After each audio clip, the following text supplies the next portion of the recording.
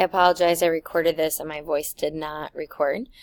So, this video is going to be on steps 3 and 4. So what we are going to do is calculate the reaction forces and then also calculate the maximum shear and moment.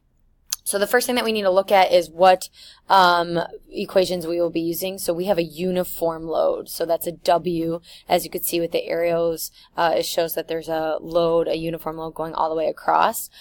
Same thing here. If you use table 323, that's a uniform load going all the way across. So it's the same. I just wanted to give you the option and kind of show you two areas where you can get it. So the first thing that we're going to do is find our reaction forces, which is R. R equals WL over 2. So we're going to plug in our numbers. W is our uniform total load that we just found, and which is 101 pounds per foot, multiplied by the span, the length of our beam, which is 18 feet, and then divided by 2.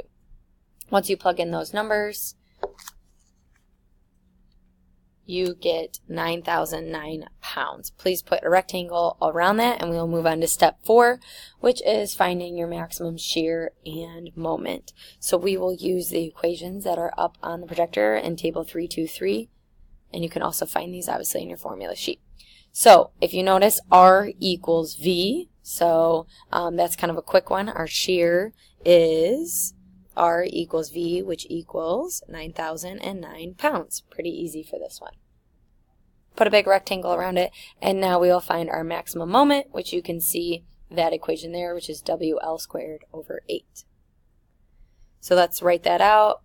Max moment equals WL squared over 8. Plug in our numbers. Our uniform load is 1,001 pounds per foot, multiplied by 18 feet squared, all over 8, which gives us an answer of 40,541 foot-pounds.